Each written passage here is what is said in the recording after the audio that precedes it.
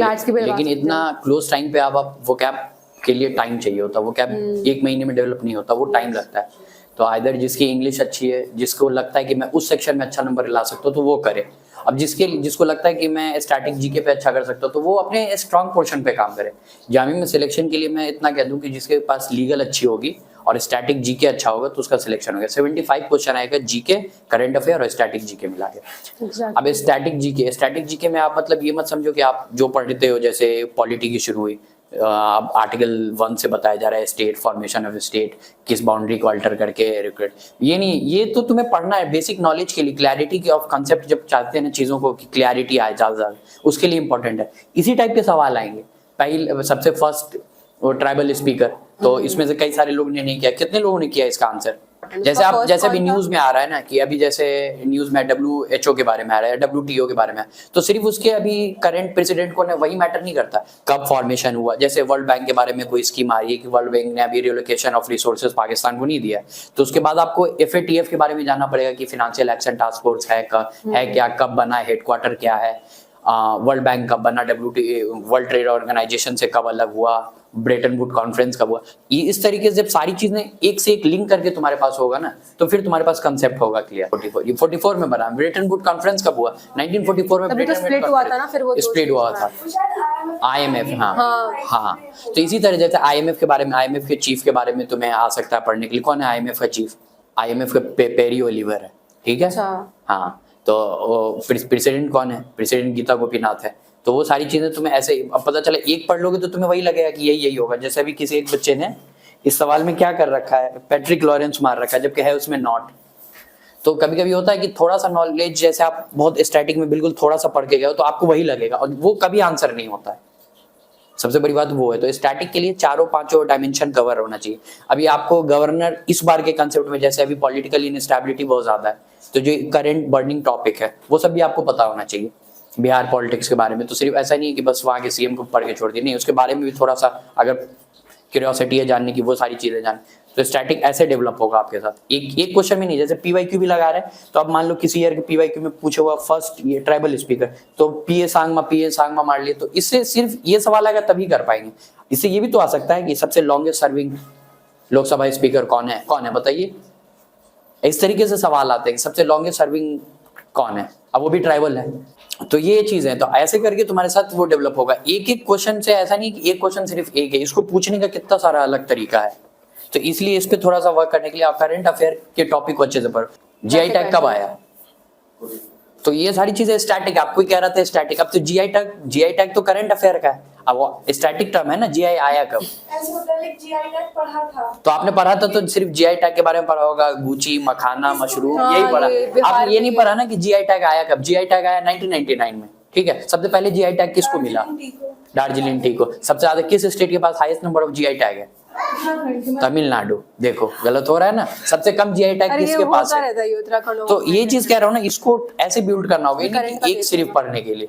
GI tag की क्या importance है, किस कंट्री के पास highest number of GI tag है, कंट्री भी आ जाती है। पता है आपको किस कंट्री के पास highest number of GI tag है? UK। तो यही है, मतलब ऐसे ही स्टैटिक, हाँ UK सही है। तो स्टैटिक जी का ऐसे ही डेवलप होता है। और इंटरनेशनल न्यूज कुछ रहेगा, नेशनल, जैसे करंट अफेयर पढ़ने का ये तरीका है ना, जैसे न्यूज़पेपर से पढ़ो या कहीं से, तो उससे आपका दो चीज डेवलप होगा।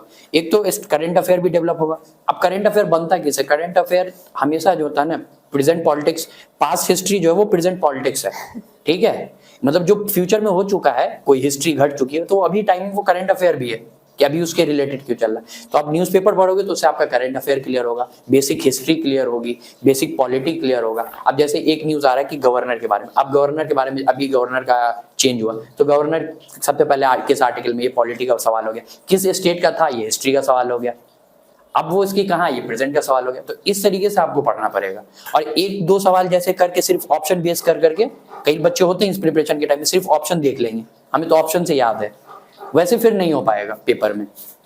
और 75 क्वेश्चन रहेंगे करंट अफेयर के, तो इसको कितने अच्छे से करना है। और ये है, ऐसा नहीं कि बहुत टफ एंट्रेंस है, बहुत मिनिमम लेवल का एंट्रेंस है, मतलब थोड़ी सी अच्छी तैयारी से आपका सिलेक्शन हो सकता है। बस आपको पता होना चाहिए मेरा कौन सा एरिया अच्छा है, किसी का इंग्लिश अच्छा है तो मैं इंग्लिश में 30s में से अच्छा स्कोर कर लूँ। और लीगल भी जैसे आपको लग रहा होगा, ऐसे लगता है, खैर हमें भी लगता था कि लीगल में सारे के सारे स्कोर कर देंगे, लेकिन ऐसा होता नहीं है, ठीक है। तो लीगल में भी थोड़ा सा ट्रिकी होता है। प्रिंसिपल फैक्ट में क्या है ना कि गलत होने की प्रोबेबिलिटी ज्यादा है, लेके चलना। हाँ 80-70 मतलब पेपर पे डिपेंड करता है, लेकिन एक अच्छा स्टूडेंट जिसने सारे एरिया को, डायमेंशन को पढ़ के रखा है तो वो 90 कवर कर सकता है पेपर में। वो कोई बड़ी बात नहीं है लाना। अभी नहीं आ रहा है ना, क्योंकि अभी आपने उतने अच्छे से करंट अफेयर नहीं कर रखा, पॉलिटी नहीं कर रखा, तो मल्टीपल्स टाइम रिवाइज करिए। एग्जाम में एक चीज बहुत इंपॉर्टेंट है, वो है रिकॉल कैपेसिटी। पढ़ा सबने है, अब रिकॉल कौन कर पाएगा, तो वही होता है। रिकॉल किसी की रिकॉल कैपेसिटी सर ज्यादा होती है, मतलब पीछे के टाइम की चीजें रिकॉल कर सकता है, लिख सकता है, तो वही चीज है। दूसरा फोकस ये भी कंटिन्यू बेसिस पे रिवाइज करना। अब जैसे मैथ्स के लिए मैं बताऊं, मैथ्स बहुत टफ चीज नहीं, बहुत इजी चीज है। यहाँ परसेंटेज है, रेशियो है, डिस्टेंस, नंबर सीरीज, इसी से आना है। नंबर सीरीज है, 10 क्वेश्चन आना है, 6-4 के रेशियो में रहना। 6 मैथ्स के क्वेश्चन से रहेगा, 4 क्वेश्चन जो आपको रहेगा वो इससे रहेगा, रीजनिंग से। रीजनिंग इजी होता है, कभी अल्फाबेट में आ जाता है, कभी सीरीज में आ जाता है, तो 10 में से 8-7 कोई भी कर सकता है, उसके लिए इतना कोई ये नहीं। अब बाकी जो सबसे ज्यादा नंबर वेटेज है पूरा करंट अफेयर का 75 मार्क्स का, 75 मार्क्स में मैं तुम्हें बता दूं कि जिसके 55 to 60 तक स्कोर है तो उसकी सिलेक्शन वहीं पे हो जाती है। और ये आसान है, ऐसा नहीं है कि नहीं लाना। बहुत जो चीजें हमारे टाइम में AI का फुल फॉर्म पूछे हुआ था, चैट जीपीटी, उसके फाउंडर चैट जीपीटी। हाँ तो यही, अब चैट जीपीटी का फुल फॉर्म तुम सबको पता होगा, फाउंडर पता ही नहीं है। अब चैट जीपीटी जैसे एक ने नहीं, चैट जीपीटी को ओपन AI ने किया, अब अमेजन में भी कुछ लॉन्च किया, तो आपको पता है अमेजन ने कौन सा लॉन्च करा है, तो ये नहीं पता। तो इसलिए इन तरीके से इंटरकनेक्ट होना चाहिए चीजों को, तो फिर इंशाल्लाह स्कोर अच्छा से अच्छा हो। ये कोई बहुत बड़ा एंट्रेंस है नहीं, थोड़ा सा अगर जेन्युइन हो जाओगे तैयारी करने के 2 मंथ से 3 मंथ, तो तुम्हारा सिलेक्शन हो जाएगा, 100% सिलेक्शन। और सिलेक्शन नहीं मतलब कि अगर जिनका मैं यहाँ पे कह दूं, जिनको 60 अबव 55 मार्क्स के 50 अबव मार्क्स अभी के टेस्ट में आ रहा है, लिटरली वो 2-2.5 महीने या 3 महीने मेहनत कर ले जम के, तो मैं बता सकता हूँ तुम्हारी 1 रैंक भी आ सकती है, इसमें कोई बड़ा बात नहीं है। जैसे अभी का कि इंग्लिश पे कुछ नहीं हो सकता, तो बहुत टाइम निकल गया, तो अभी किस सेक्शन पे फोकस करें? इंग्लिश में भी तो प्रीपोजिशन आता है ना, हर चीज में एक रीजनिंग है ना। अब कोई चीज टफ है, लेकिन मेरे लिए तो कोई चीज आसान होगी ना, प्रीपोजिशन इजी है, हम प्रीपोजिशन पे वर्क कर लेंगे ना। इंग्लिश में आप ये है कि ग्रामर सेक्शन को अच्छे से करें, वोकैब के लिए ठीक है, वोकैब का ये है ना कि एक दिन में बिल्ड नहीं होता, मैं ऐसा नहीं कह रहा हूँ कि नहीं हो सकता है, उसको ठीक है, वो 3-4-5 क्वेश्चन वोकैब से रहेंगे, 6 क्वेश्चन रहेंगे, बाकी प्रीपोजिशन भी तो रहेगा, कंजंक्शन एंड क्लाउज से भी तो रहेगा, तो वहां पे आपका वो अच्छा है तो वहां स्कोर हो जाएगा। प्रीपोजिशन के ज्यादा क्वेश्चन करो, इडियम्स के करो। हाँ इडियम फ्रेजेस रहेगा, इडियम फ्रेजेस बहुत आसान होता है वो कर। और करंट अफेयर में मैं यही सजेस्ट तुम लोगों को करूँ, करंट अफेयर में सबसे अच्छे से तुम जीके टुडे पढ़ो, और तुम लोग को जो ट्यूशन का मटेरियल प्रोवाइड किया वो तुम कर लो, तुम्हारा अच्छा हो जाएगा। और मॉक्स के क्वेश्चन जो लगाते हो उसको एनालाइज करो, मॉक्स को तो सीरियसली लेना काफी, लाइक उसको एनालाइज करना, डाउट सेशंस में पूछना। अब जिसके मॉक में मतलब अभी 50 आ रही है, 30 या 30, मैं लिटरली बता रहा हूँ कि इससे कुछ भी नहीं होगा तुम्हें। ऐसे लोगों को मैं जान रहा हूँ जिनका सिलेक्शन हुआ मॉक में कम मार्क्स आने के बाद, इससे डीमोटिवेट होने की जरूरत नहीं, तो इसलिए बस इसमें थोड़ा सा पढ़ने पे फोकस कर दो, तुम्हारा आ जाएगा इसमें मार्क्स, अच्छा खासा मार्क्स आ जाएगा। नहीं मैं तो मिनिमम कहूंगा कि जैसे अपनी अपनी कैपेसिटी पे, हाँ। मतलब अगर तुम 8 to 10 आवर्स भी पढ़ रहे हो तो तुम बहुत एहसान नहीं कर रहे हो, तुम्हारा ही सिलेक्शन और तुम्हें पढ़ना भी चाहिए। इतने घंटे पढ़ो, बोस्ट करना ना, और तुम कह रही हो ना कि 70-45 से आगे नहीं बढ़ पा रहा, क्यों नहीं बढ़ेगा? 73 ऐसे पोर्शन जैसे करंट अफेयर, इसका मतलब करंट अफेयर तुम डेली बेसिस से करंट अफेयर पढ़ो ना। अब तुम अगस्त, सितंबर, अक्टूबर, नवंबर, दिसंबर, जनवरी, तुम 5 महीने के करंट अफेयर को जीके टुडे का और सर के जो स्टडी मटेरियल वो पढ़ लो, तुम्हारे में ऐसा हो ही नहीं सकता तुम्हें करंट अफेयर में मार्क्स कम आए।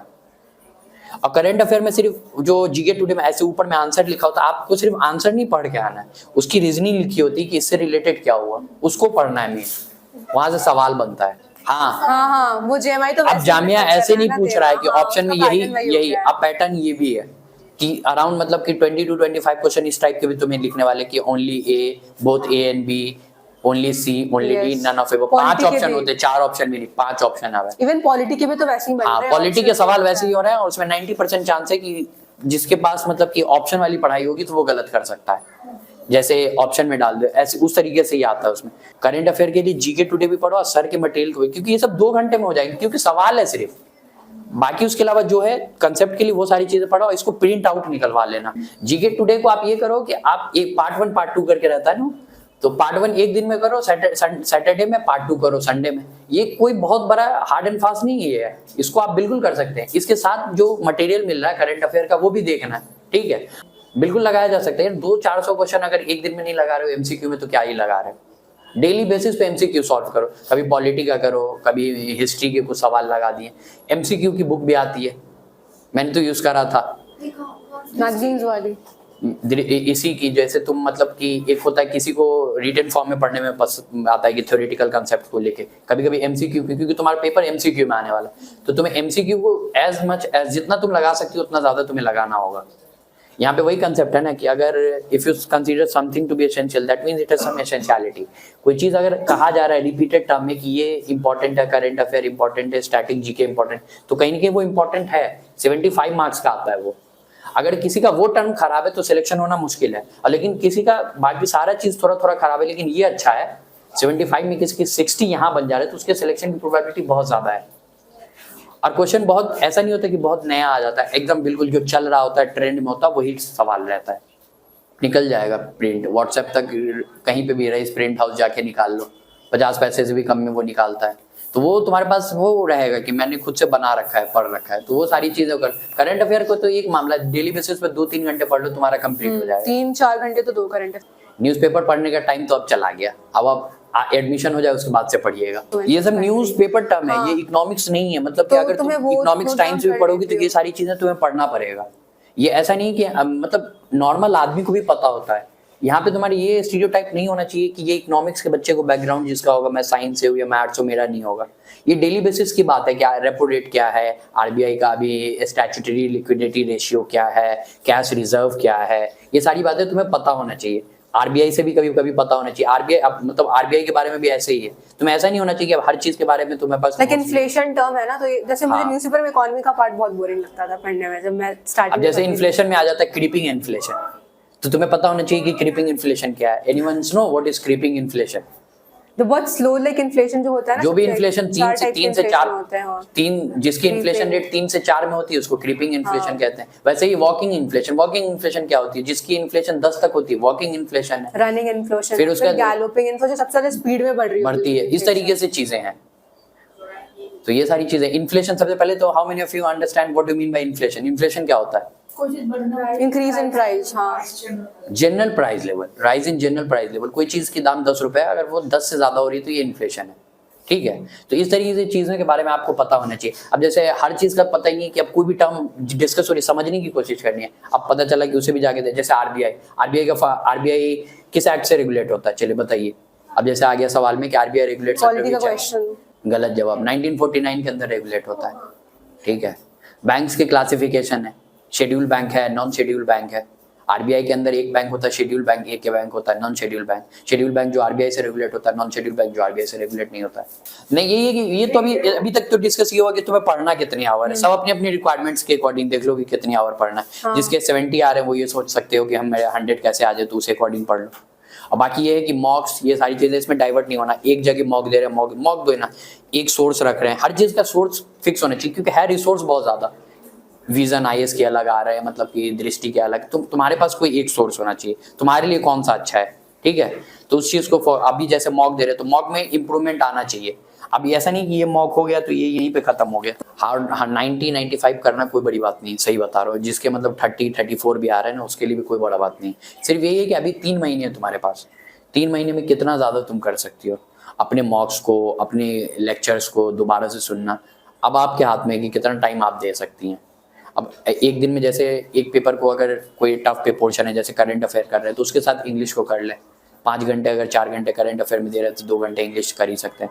वैसे अल्टरनेट डे में लीगल ईजी है। लीगल को मतलब कि वही है, लिमिटेड चीज़ें पढ़ना, टॉट पढ़ना, कॉन्ट्रैक्ट पढ़ना, वो भी कम है, इतना कोई ब्रीफ में नहीं पढ़ना है।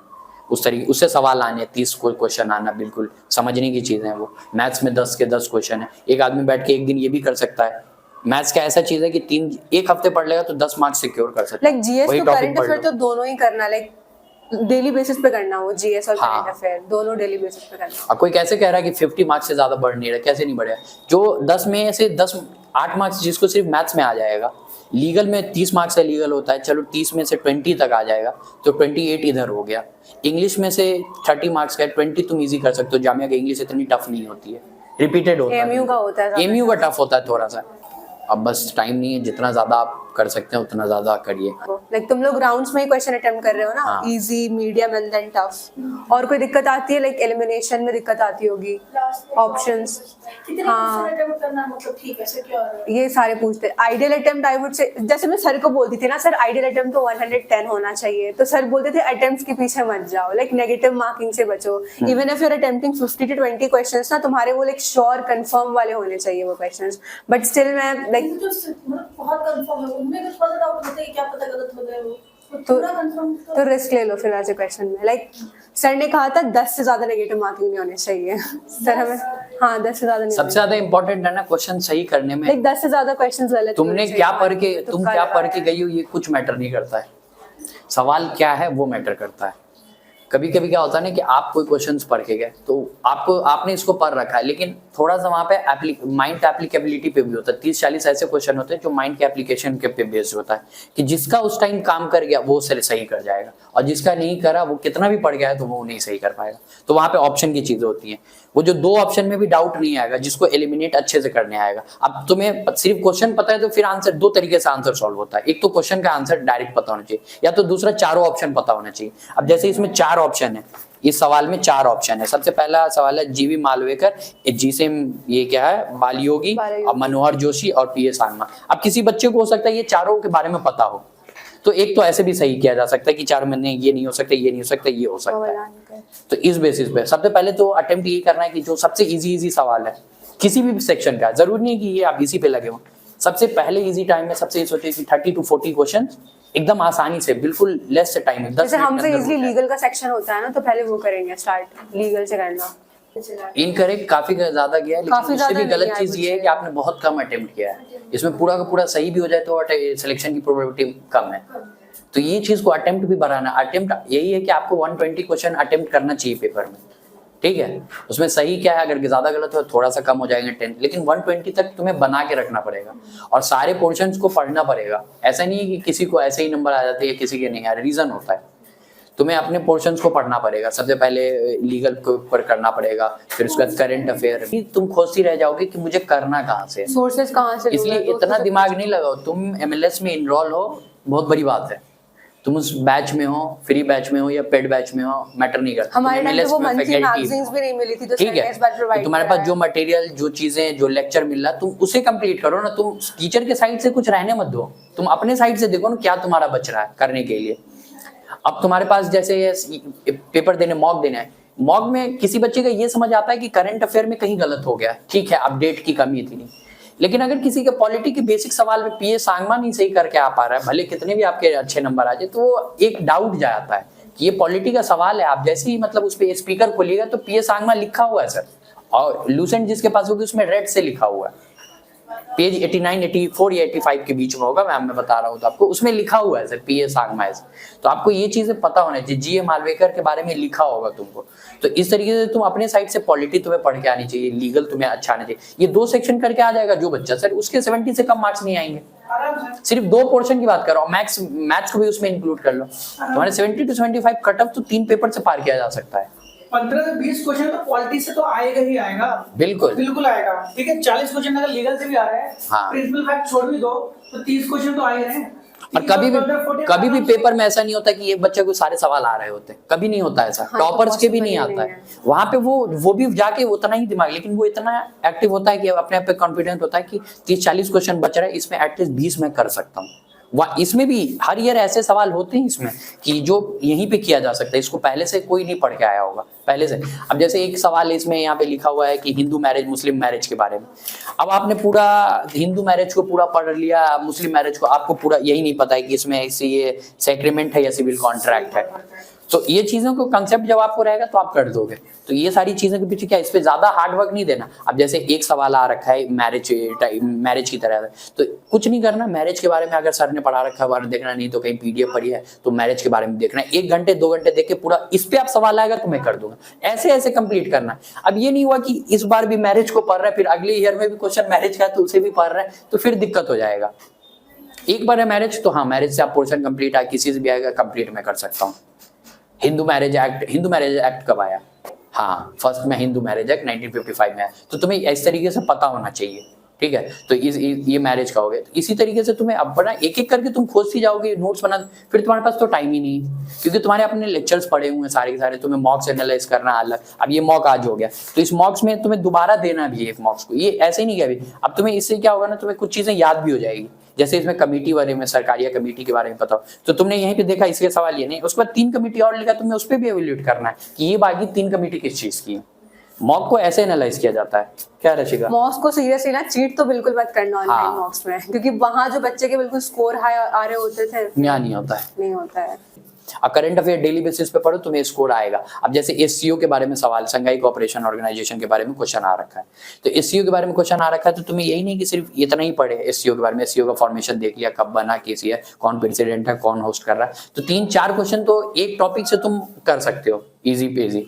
अब जैसे मॉक्स को, वही तो कह रहा हूँ सर, मॉक्स जैसे आपने दे दिया है, अब मॉक्स को घर जाके इसको 2-3 बार एनालाइज करना है। पहले फर्स्ट राउंड में ये देखना है कि जैसे जीएस के क्वेश्चन थे तो मैंने कहाँ गलत किया, क्या सही हो सकता था, इसमें ये ऑप्शन इसका कोई रिलेवेंस है कि नहीं ऑप्शन में, ये इंपॉर्टेंट है। जैसे पीएस आगमा में जीवी मांग लेकर का क्या रिलेवेंस है देने का, तो तुम इसके बारे में भी थोड़ा सर्च कर लो, तो तुम्हें कुछ चीजें इसके बारे में, और ये भी पेपर में आ रखा है। देखो कुछ ऐसा नहीं कि क्वेश्चन ये नहीं ऐसे आ होते हैं रखा है। जैसे तुम अपना खुद का भी क्वेश्चन बना सकती हाँ, हो, तो थोड़ा सा ऑपरेशन करना पड़ेगा। हाँ, एक तो थोड़ा question से। एनालाइज जो होता है ना वो ऐसे ही होता है। अभी देख लो मैं थोड़ा खुद से कैसे क्वेश्चन बना सकती हूँ। और मैथ्स में जैसे 10 क्वेश्चन रहे होंगे, तो उस बेसिस पे देख लेना कि इस टाइप में इसमें परसेंटेज है, रेशियो के सवाल है, डिस्टेंस के सवाल। हाँ, मैथ्स जिसकी, मतलब मेरे से खराब मैथ्स किसकी होगी? 10 मार्क्स की है, 15 मार्क्स है। हाँ, तो तुम रीजनिंग से क्वेश्चन ज्यादा लगाओ, रीजनिंग से लगा लो, रीजनिंग में कुछ नहीं है। तुम मैथ्स तो वो बेसिक मैथ्स तो पढ़ाई होगा तुमने। हाँ, तो बस और तो जो उससे हो क्लास जाएगा। करो ना, सबसे बेस्ट सर की क्लास 10th की बात ही नहीं, मैं कह रहा हूँ जिसके 6th क्लास तक जिसने मैथ्स पढ़ा होगा तो उसके लिए मैथ्स सबसे बेस्ट है सर की क्लास मत छोड़ो, हाँ। रीजनिंग मैथ्स की। और सर, क्योंकि उसमें 6 तो स्कोर हो जाएगा इजीली, क्योंकि रीजनिंग रहेगा, अल्फाबेट रहेगा। एक बार ए से लेकर जेड तक लिख लोगे, 3 सवाल तो तुम्हारे वहां से ही होंगे, तो इसमें इतना कुछ नहीं है। बाकी डेली बेसिस पे तुम करंट अफेयर पे वर्क करो, मैथ्स में बस जो चीज लिमिटेड है उस पे फोकस करो, जीएस पे वर्क करो। जीएस पे वर्क करो, तुम्हें पढ़ना पड़ेगा, 3-4 घंटे जीएस पढ़ना पड़ेगा। तुमने कहा ना और जीएस में तो तुम्हें सोर्स के बारे में पता ही है कहाँ से करना, वही सारे सोर्स को कंटिन्यू बेसिस पे करो। क्लासेस लगी होगी, रिकॉर्डेड क्लासेस होगी, कॉन्स्टिट्यूशन का जाके देखो, खुद के नोट्स बनाओ, उसको रिपीटेडली एक रोज उसे रिवाइज करो। और ये एक गलत साइन है कि फेब्रुअरी आ गया, पॉलिटी आपकी रिवाइज नहीं है, फिर एग्जॉस्ट हो जाओगे। अब मैं तुम्हें कहूंगा कि तुम लीगल लेके वो यूनिवर्सल लेके बैठो, तुम एपी भारद्वाज मत लो। यूनिवर्सल्स हैं, हाँ तो वहां से कर लो। बाकी बुक तो बहुत सारी बुक्स अच्छी है, उससे भी स्टैंडर्ड बुक्स आती है, लेकिन लीगल और खुद के ना लिख लो, यूनिवर्सल अच्छे है, यूनिवर्सल के पैटर्न पे है सवाल, और उसमें जितने सवाल है ना, मैंडेटरी तो नहीं है, 3200 सवाल है उसमें, तुम्हें तो सारे 3200 सवाल लगा के देखो, एक महीने में तुम्हें अपने आप बहुत सारी चीजें इंप्रूव हो जाएगी, सारे चीज से। रिकॉर्डेड क्लासेस और जो मेरे पास एक बुक न्यू वर्जन है तो न्यू वर्जन देखो। हाँ, 2 काफी है, रिवीजन ज्यादा जरूरी है। अब पॉलिटी को तो बहुत अच्छे से पढ़ो, क्योंकि पॉलिटी में ही ऑप्शनल वाले क्वेश्चन आएंगे, बाकी में ऑप्शनल टफ नहीं आएंगे, पॉलिटी में टफ आते हैं, पॉलिटी के सवाल भी टफ आते हैं, इतना इजी नहीं होता है। तुम्हें ऐसे 1 लाइनर नहीं आएगा, कुछ सवाल आएंगे लेकिन 1 लाइनर नहीं आएगा। 20 to 25% जो पेपर रहेगा उसमें बड़े बड़े ऑप्शंस वाले। अच्छा, ऑप्शन वाले तो ये नहीं, जैसे 3 ऑप्शन दे रखा है, ठीक हाँ। है, ए बी सी, एंड जो ऑप्शन जिसमें हमें चूज करना है आंसर्स में से, उसमें भी ए बी सी है। तो अगर बी वाला गलत है पूरा स्टेटमेंट, तो ऑप्शन में जहां जहां पे भी बी है वो एलिमिनेट हो जाएगा। हाँ, elimination method। हाँ, वो तो इसमें चीज़। ये कर सकते हैं। हाँ, पहले आपके जीके टुडे हो जाए तब, जीके टुडे और यहाँ का जो मटेरियल है ये बहुत इजी है, ये पहले हो जाए तब पहले आप करें। डिपेंड करता है ना, जैसे 150 क्वेश्चंस यहाँ पे होते हैं, ठीक है, यहाँ पे डिपेंड करता है किस सेक्शन से ज्यादा क्वेश्चंस। क्योंकि मैं तुम्हें बता रहा हूँ, तुम्हें ऐसा लगता होगा कि दूसरे सोर्सेज में पढ़, मतलब ये जब पेपर हो जाएगा इंशाल्लाह सर यहीं पे आऊंगा और ये सारे बॉक्स से और क्लास मटेरियल से इनको इतने 70 क्वेश्चन तो दिखा दूंगा, ये 70 सवाल हैं जो यहीं से आ रखे हैं। और एमयू का थोड़ा डिफरेंट चला जाता है पैटर्न, उसमें इंग्लिश और इस पे इस मॉक्स पे बहुत फोकस करो। मॉक्स दिया आपने? हाँ, ऑनलाइन दे रहे हो ना? हाँ, प्रीवियस ईयर को करंट को स्टैटिक से लिंक करके पढ़ना, पीवाईक्यू एनालाइज करना।